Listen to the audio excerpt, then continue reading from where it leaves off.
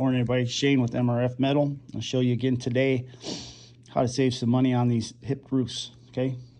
You need to watch my other videos so you know how to do the basics.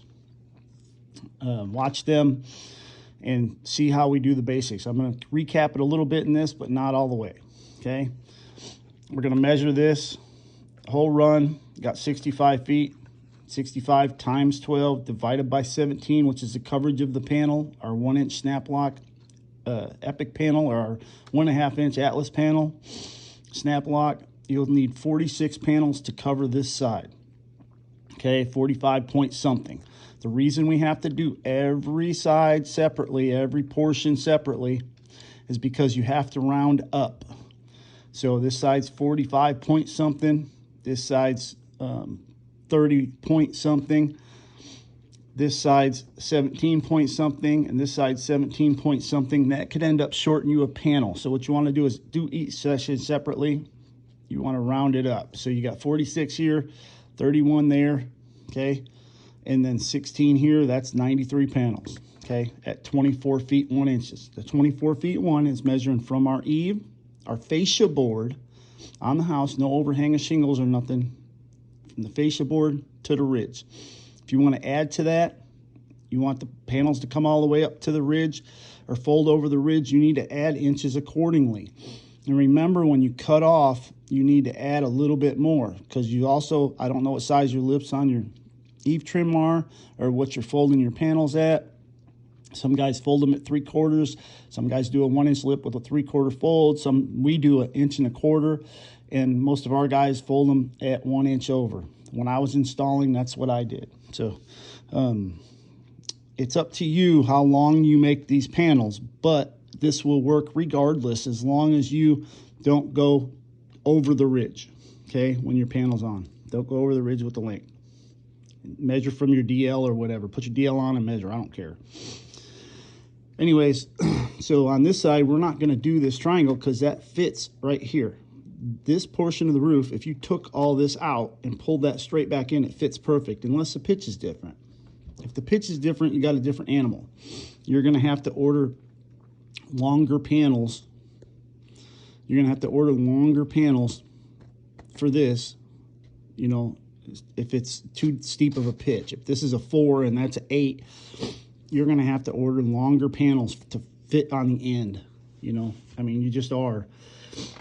This works for houses with the pitch that's the same or close to being the same. If it's 4.56 on this and 4.75 on this, you know, it'll probably work because you got a 7 1/4 inch ridge. But and out here on the end, you're gonna, when you cut these panels off, your valley has, you know, 2 to 3 inches up, and you only fold 1 inch over. So it's not like you're gonna have to cut these off anyways when you put them on. So you start over here, you start installing your panels right here, 2 inches off the line, just like I explained in my other videos.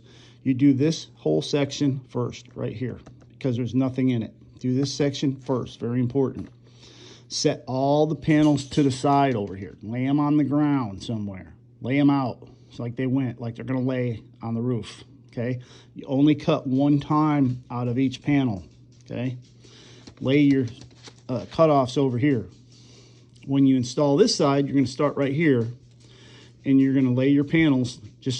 They'll all just click on because they're already cut. Just lay them. When you get to the valley, cut that little piece off in your valley and set that little piece out here. Do the same thing with the next one. Set it out there. Same thing with the next one. Set it out there. All those panels will click on right here. You may have to cut them because of the valley distance, because in your valley, you may be 3-4 inches up in your valley where you're putting the panels. So that'll make these 3-4 inches longer, okay? So just remember, you may have to cut the ones on the triangle, but no big deal. You're not wasting material. Maybe 1 inch or 2 on each panel instead of 1'6", 1'8", 2 foot, whatever it is. Okay, so once you get this installed, you can have these panels set to the side, and then you can either install this side first, that side first, or put the panels on there. I don't care how you do it, but you're gonna wanna match your corners, so do whichever side you need to match your corners. Then you're gonna start right here. You're gonna cut this panel off and set it to the side. Put the next one on, set it to the side. Put the next one on, set the cutoff to the side. Put the next one on, set the cutoff to the side. Put the next one on, put the cutoff to the side. When you're done, when you get to this point right here, okay, where your valley is, you pick all them cuts up and they will all go right here. The top of them panels will go right here in your valley, okay? Same thing on this side. All your cuts off this hip line go in this valley. That's the same line, okay? If you cut this off right here and cut this off right here, those two triangles are exactly the same. So you'll have no waste right there. And then when you do your ends, it's the same thing. You start right here, cut off, put it to the side, cut off, put it to the side, cut off, put it to the side, cut, and then they go right on over here real easy.